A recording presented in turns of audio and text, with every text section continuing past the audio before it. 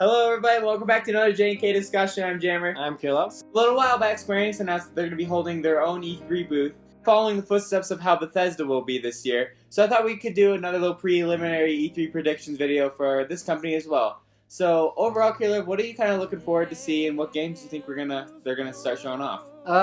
Obviously they're gonna show off their Final Fantasy. That's gonna be a big one, I feel like. We had the other month the demo come out, and it had that little boss fight.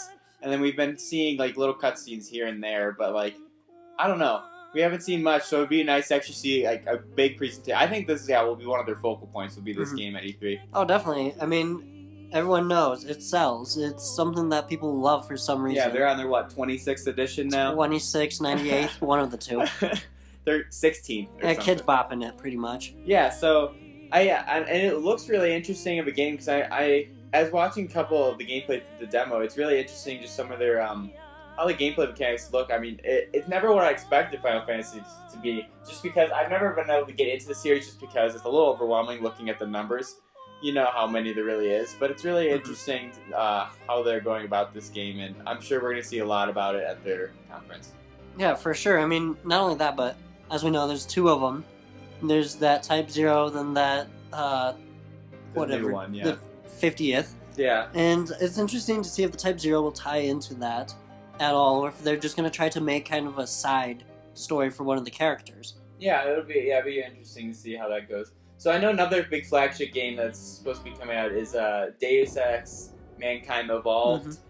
I'm sure they're gonna cover a lot on that game as well, because I know the game preceding that one was a big hit. Yeah, it definitely was. There's a lot of people who got really into it, and like it had that charm where it kind of had the Solid Snake kind of a feel, but it had that own feel to it as well. It was definitely its own game, and that's what really made it popular amongst many of the fans. Yeah, exactly. So that'll be definitely another one they're going to want to focus on a lot. And also, there's of course been the promotional art for Just Cause 3, which that's like a little revival there. Because I remember when that game, the second one came out back on, I believe it was all around the launch of the PlayStation 3, and that game was hilarious. So I'm really hoping that. Granted, okay, the story was great, of course. The combat, of course, they're going to focus on that. But I almost hope that they really like play around with the sandbox mode of the game and like being able to like, you know, attach stuff to things with the grappling hook, and I don't know. That's like one of the funnest parts of the game, you know, because it really sets apart from just, you know, Far Cry and like other island survival games. Exactly, and that's definitely something that you can really love. Sure, it's not the most practical, but you can definitely make it practical. You know, guys coming at you on a motorcycle, just playing passing by. You know what to do. Exactly. It definitely was one of those fun games that it's going to be exciting to see how they re-announce that and when they come out with it. So, of course, it's Square Enix. We're going to see probably another Tomb Raider, another HD Tomb Raider, or Rise of the Tomb Raider. Tomb Raider rises a third time, fourth time. I'm sure they're going to bring Lara Croft back for another adventure, and I don't even know what they'll do with this. They'll probably do some sort of visual difference. If you've seen, you know, she's had her upgrades throughout the year, and their downgrades, but it definitely will be interesting because there's always something going on with Lara Croft, and I mean the maps are always great, enemies are always interesting, Puzzles are amazing. Yeah, the puzzles are great, and so it'll just be really cool to see how they revitalize that. Yeah, I'm sure she's going to be there as well. And then I know this is a huge clamor among fans because 2.5 of this game just came out the other what was that? I think it might have been the end of last year.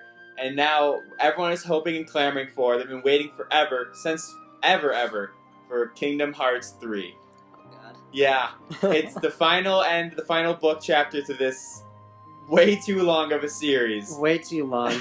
So I remember they've been talking about how this game's going to be the end all. It's going to be completing and finally closing the book on the story that's been everlasting for I don't even know how many games now. Too many. So like. Yeah, so I know that's going to be another one that if they'd be stupid to not even talk about it, because people want it so bad.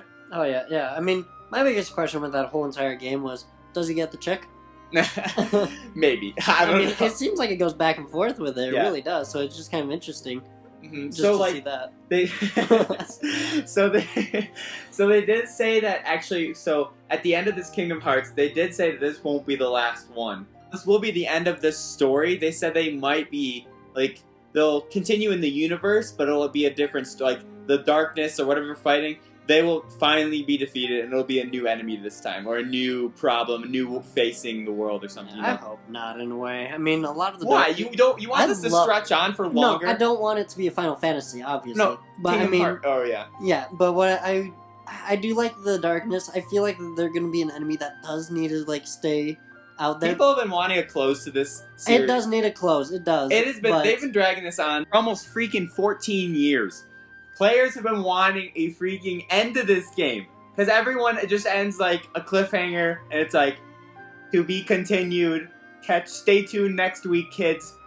I think it needs to finally close. To get some resolution. You know what? They just need to end it where, like, you're in the middle of a battle, all of a sudden this white light, like, flashes before you, and then you see this mom, son, you slept through school. It's time to wake up. No. Honestly, if they gotta be really careful, because if they don't end it correctly, people are going to explode.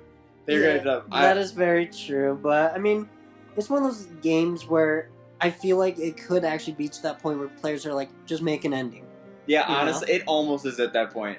And so if they don't end it off on this one, or soon, I should say, then it really could just be like, mother walks in the room. We need to think of some ending. Yeah, exactly. No, the Square Enix team, I know they're gonna do something. They always do stories great. So I mean, they're not gonna jip us out there. Mm-hmm. So they're definitely they're putting a lot of assets and resources into this. Oh, yeah, I don't know if this will be the feature of E3. I think they're gonna focus on just Final Fantasy and like the ones that are coming out sooner. While we'd love to see more Kingdom Hearts 3, we just had 2.5 come out the other minute. Exactly. So like.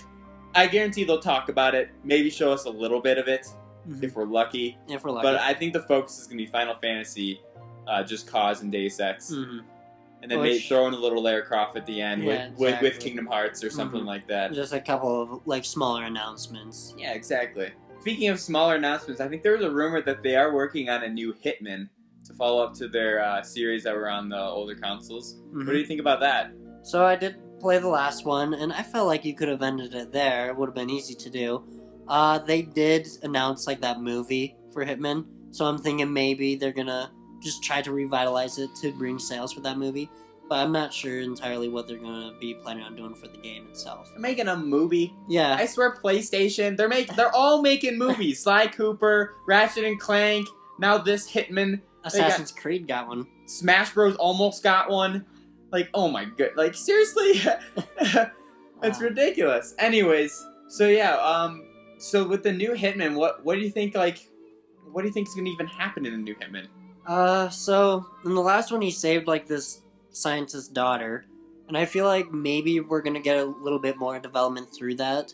Yeah. Because she had some sort of, like, power chip that made her all powerful, so I feel like we're going to see the enemies in that game with those chips inside of them, so they're going to be focusing on like bringing this whole new era of the super warrior or super assassin down, and it'll be your main guy, Mr. Barcode and Tie, going through trying to bring down the organization that he once worked for, who are now generating these super assassins. So do you think this will be the end of the Hitman if they do this one, or? It very well could be. I mean, it's one of those series where it would be easy to drag it on like Assassin's Creed because it's focused around this big secret organization. Yeah. So, but I mean, it's not a different protagonist every time. Exactly. But I mean, they easily could for the next Hitman, like make it some other dude with a new barcode. Well, what they could easily do is just make you going after the scientist who's making these chips instead of the actual guy in charge of him. Yeah, exactly. So there's a lot of angles that they could work on with this game. Yeah, but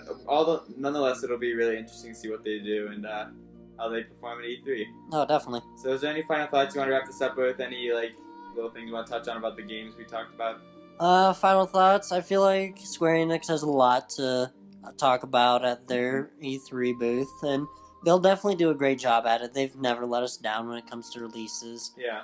I'm definitely excited to see how they announce what other games they're coming out with, because online you can find they've got quite a list of games that they're announcing, and each one sounds interesting in its own way. Yeah, exactly. Yeah, they might even throw a curveball and like something brand new too as well. Exactly. So yeah, I'm really looking forward to just seeing like maybe like seeing some stuff about Kingdom Hearts. Mhm. Of course, we're gonna see some Lara Croft and Final Fantasy. Like they're just gonna actually show us stuff because right now we know their names of the games. We see some posters and stuff like that, but that's really all we have besides what they've just told us in press conferences and stuff like that. And then maybe, hopefully, they'll give Smash Bros. The rights to Gino to put him in Smash. Anyways, if you like this video, be sure to like and follow us on Facebook and Twitter. Links in the description below. As always, give this video a like and a comment. We'd love to hear your input. Thanks for watching and catch you in the next one. Bye.